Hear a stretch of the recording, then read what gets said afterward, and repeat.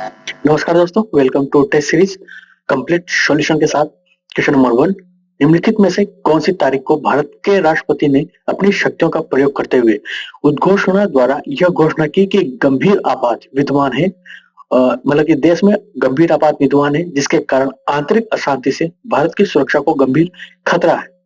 देखिए, ये इमरजेंसी का टाइम हुआ था और इमरजेंसी के समय यह घोषणा राष्ट्रपति द्वारा करवाई गई थी, अर्थात राष्ट्रपति को कहा गया था मंत्रिपरिषद द्वारा कि ये घोषणा करनी है। तो राष्ट्रपति आपातकाल की घोषणा कितनी तारीख को की गई थी इमरजेंसी के समय? देखिए, इसका सही आंसर है 25 जून 1975 को। चलिए इसकी व्याख्या देखते हैं। भारत के राष्ट्रपति ने 1975 में अपनी शक्तियों का प्रयोग करते हुए गंभीर आपात की घोषणा की थी, जिसे आंतरिक अशांति के रूप में लागू किया गया था। ये इस घटना को हम 1975 का आपातकाल, इमरजेंसी ऑफ 1975 के रूप में जानते हैं। इस आपातकाल की घोषणा ने भारतीय राजनीति और समाज को गहरा प्रभाव डाला। 1975 का आपातकाल घोषणा की तारीख, जो कि 25 जून 1975 को भारत के राष्ट्रपति फखरुद्दीन अली अहमद ने संविधान के अनुच्छेद 352 के तहत आपातकाल की घोषणा की। इस आपातकाल की घोषणा के बाद देश में राजनीतिक संवैधानिक परिप्रेक्ष्य में भारी परिवर्तन हुए। आपातकाल की घोषणा का कारण इंदिरा गांधी की सरकार के खिलाफ बढ़ती विरोध गतिविधियों और जनता पार्टी द्वारा बढ़ता विरोध आंदोलन मुख्य कारण बने। इस समय गांधी जी के नेतृत्व में, गांधी जी का अर्थ है इंदिरा गांधी जी से, नेतृत्व वाली सरकार ने अपनी राजनीतिक स्थिति को मजबूत करने के लिए आर्थिक अशांति के चलते आपातकाल लागू करना पड़ा। इसके साथ ही दिल्ली उच्च न्यायालय द्वारा इंदिरा गांधी के चुनाव को अवैध घोषित किया गया था, जिसके बाद विपक्षी दलों ने विरोध बढ़ाया और सरकार ने इसे देश की सुरक्षा के लिए गंभीर खतरे के रूप में देखा। आपातकाल के तहत क्या क्या हुआ था? राष्ट्रपति ने संविधान के अनुच्छेद 352 के तहत आपातकाल लागू किया था, जिसे आंतरिक अशांति का हवाला देते हुए घोषित किया गया था। इस दौरान व्यक्तिगत स्वतंत्रता पर गंभीर प्रतिबंध लगाए गए। कई नेताओं को गिरफ्तार किया गया था, विरोध प्रदर्शन द्वारा दबा दिया गए थे। आपातकाल के दौरान सरकार ने विपक्षी नेताओं और मीडिया के आलोचकों की दमनात्मक कार्रवाई की। नागरिक अधिकारों की स्वतंत्रता पर कड़ी पाबंदियां लगाई गई थी। स्वतंत्रता संग्राम सेनानियों सहित कई प्रमुख नेताओं को गिरफ्तार किया गया था। आपातकाल की समाप्ति कब हुई? 21 मार्च 1977 को आपातकाल की समाप्त कर दिया गया था। इंदिरा गांधी की सरकार ने इस दौरान कई आलोचकों का सामना किया। अंततः लोकसभा चुनाव 1977 में इंदिरा गांधी की पार्टी कांग्रेस को हार का सामना करना पड़ा। आपातकाल के कारण कांग्रेस पार्टी की छवि पर गहरा धब्बा लगा और जनता पार्टी की सत्ता में आई। संवैधानिक परिवर्तन। इस आपातकाल के दौरान सरकार संविधान में कुछ संशोधन किए, जिसमें 42वां संविधान संशोधन का प्रमुख माना गया था। इसमें इतने बदलाव किए गए कि इसे मिनी कॉन्स्टिट्यूशन भी कहा जाता है।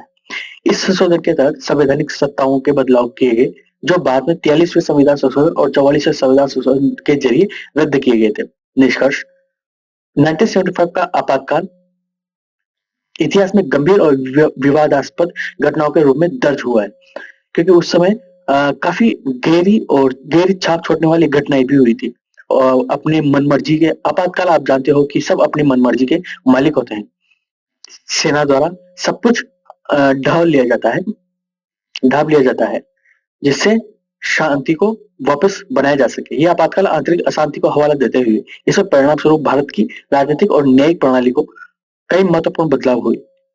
यह भारतीय राजनीति के लोकतंत्र, स्वतंत्रता और नागरिक अधिकारों के महत्व को स्पष्ट रूप से रेखांकित करने वाला एक महत्वपूर्ण समय था। चलिए अगला क्वेश्चन देखते हैं।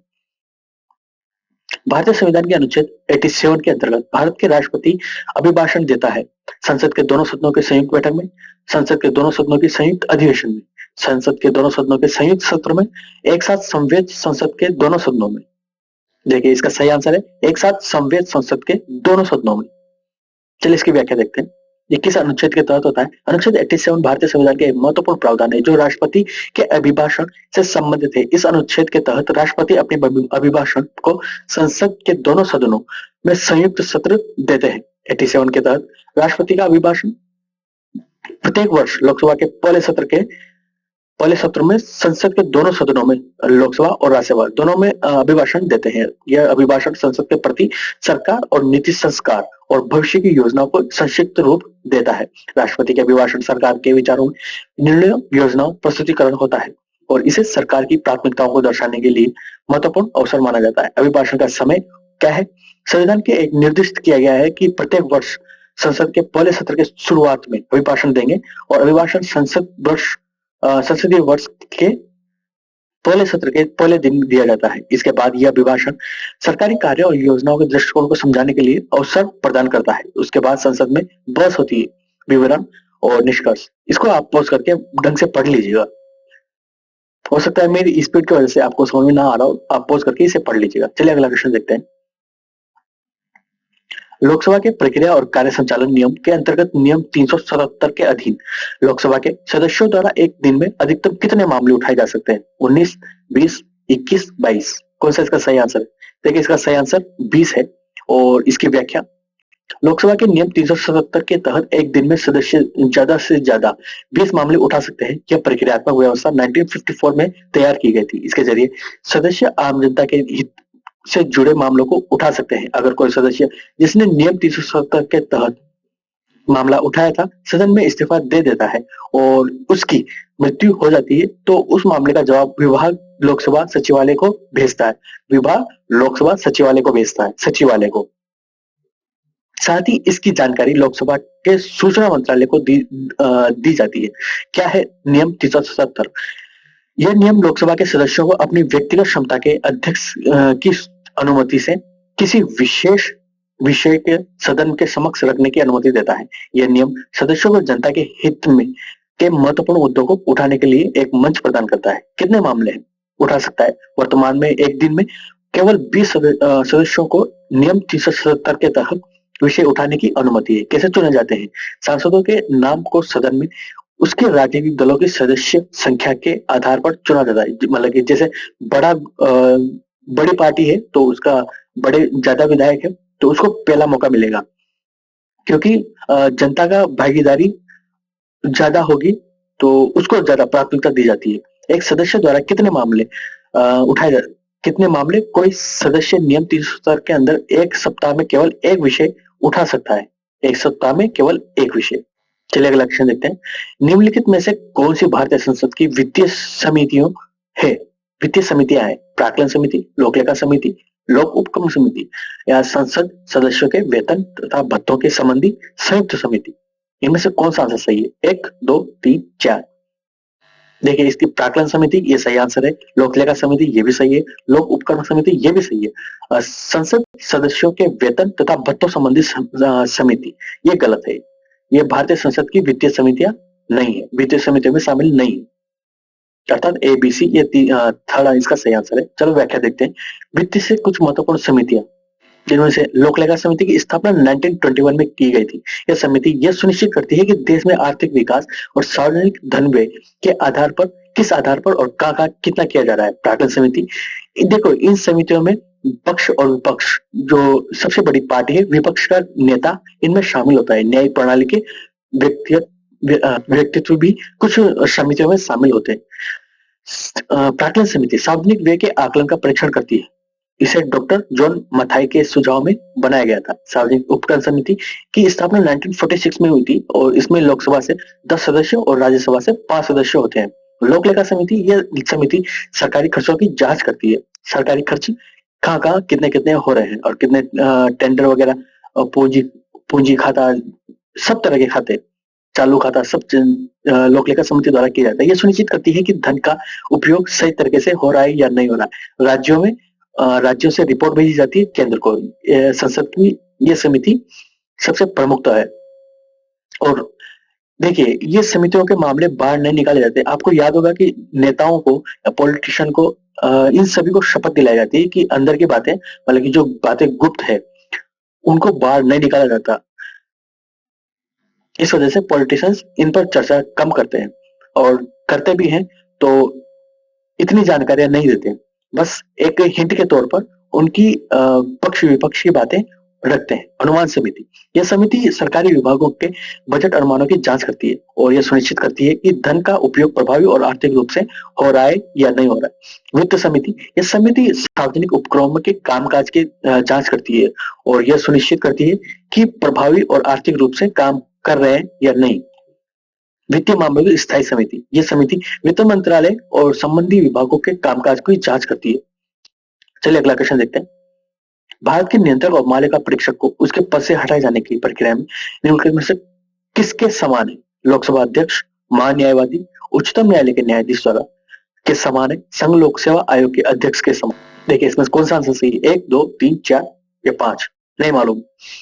देखिए ये थर्ड इसका सही आंसर है, उच्चतम न्यायालय का न्यायाधीश। भारत के नियंत्रक और मालिका परीक्षक, जिन्हें केक भी कहा जाता है, को हटाने की प्रक्रिया सर्वोच्च न्यायालय के न्यायाधीशों को हटाने की प्रक्रिया के समान है, जो कि राष्ट्रपति संसद के दोनों सदनों से संबोधन करके बाद में आदेश पारित करते हैं और सीएजी को पद से हटा सकते हैं। सीएजी से जुड़े कुछ खास बातें हैं, जैसे कि सीएजी की नियुक्ति राष्ट्रपति करते हैं। सीएजी का कार्यकाल 6 साल और 65 वर्ष की उम्र तक सीमित होता है, जो भी पहले हो, 6 साल या 65 वर्ष। सीएजी को सिद्ध दुर्व्यवहार, अक्षमता के आधार पर भी हटाया जा सकता है और सार्वजनिक निधि का मुख्य संरक्षक होता है। सार्वजनिक निधि का मुख्य संरक्षक अर्थात पूर्णतः कंट्रोल इसी के हाथ में होता है। भारत लेखा परीक्षक और लेखा विभाग का प्रमुख होता है। सीएजी यह सुनिश्चित करता है कि भारत की सरकार और अन्य सार्वजनिक प्राधिकरण जनता के प्रति जवाबदेह हो। भारत के नियंत्रक और मालिका परीक्षक केक को हटाने की प्रक्रिया सर्वोच्च न्यायालय के न्यायाधीश को हटाने की प्रक्रिया के समान है। यह प्रक्रिया निम्नलिखित है, जैसे कि संसद के प्रस्ताव पहले पास किया जाता है। केक को हटाने के लिए संसद के किसी भी सदन में प्रस्ताव पेश किया जा सकता है, किसी भी सदन में, राज्यसभा या लोकसभा दोनों में। यह प्रस्ताव केक के कदाचार, असमर्थता के आधार पर होना चाहिए। विशेषता बहुमत, प्रस्ताव को संसद के दोनों सदनों में विशेषता बहुमत से पारित किया जाना चाहिए। विशेषता बहुमत का मतलब है कि संसद मतलब कि सदन के कुल सदस्यों का 2/3 बहुमत प्रस्ताव के पक्ष में होना चाहिए। राष्ट्रपति की मंजूरी, उसके बाद राष्ट्रपति की मंजूरी। देखिए पहला है संसद का प्रस्ताव। संसद में पहले प्रस्ताव आता है, फिर विशेष बहुमत द्वारा पारित किया जाता है। 2/3 बहुमत इसके लिए जरूरी होते हैं। राष्ट्रपति की मंजूरी उसके बाद दी जाती है। प्रस्ताव पारित होने के बाद इसे राष्ट्रपति के पास भेजा जाता है और राष्ट्रपति इस प्रस्ताव को मंजूरी देते हैं और सीएजी के पद से हटा दिया जाता है और सुनिश्चित करती है कि केक के केवल गंभीर मामले में ही हटाया जा सके। उसकी स्वतंत्रता और निष्पक्षता ताकि बनी रहे। अगला क्वेश्चन देखते हैं। केंद्रीय सतर्कता आयोग की स्थापना किसकी अनुशंसा पर की गई थी? गौरवाला समिति, कृपलानी समिति, संथालन समिति, भारत प्रशासनिक सुधार आयोग समिति। कौन सा इसका सही आंसर है? 1, 2, 3, 4, 5? पांचवा नहीं मालूम। देखिए इसका सही आंसर संचालन समिति इसका सही आंसर है। केंद्रीय सतर्कता आयोग सीवीसी की स्थापना के संचालन के अध्यक्ष वाली भ्रष्टाचार निवारक समिति की सिफारिश की गई थी। संचालन समिति द्वारा इसकी सिफारिश की गई थी। इसकी स्थापना 1964 में की गई थी और 2003 में संसद के केंद्रीय सतर्कता आयोग अधिनियम बनाकर इन्हें वैधानिक दर्जा दिया गया था। यह एक स्वतंत्र निकाय है। यह मंत्रालय और विभाग का नियंत्रण में नहीं है, किसी भी मंत्रालय या विभाग के नियंत्रण में नहीं है। यह केवल संसद के प्रति जवाबदेह है। यह देश के सार्वजनिक प्रशासन में ईमानदारी, पारदर्शिता और जवाबदेहिता के लिए जिम्मेदार है। यह केंद्र सरकार के तहत सभी सतर्कता गतिविधियों की निगरानी करता है। यह केंद्र सरकार के संगठनों के सतर्कता कार्य की योजना बनाने, क्रियान्वयन करने और समीक्षा करने और सुधार करने की सलाह देता है। यह कोई जांच एजेंसी नहीं है। केंद्रीय सतर्कता ये कोई जांच एजेंसी नहीं है। ये कुछ खास बातें हैं इसके बारे में जिन पर यूपीएससी में क्वेश्चन बनते हैं इनसे। केंद्रीय सतर्कता आयुक्त और सतर्कता आयुक्तों की नियुक्ति राष्ट्रपति द्वारा एक समिति की सिफारिश पर की जाती है। Thank you.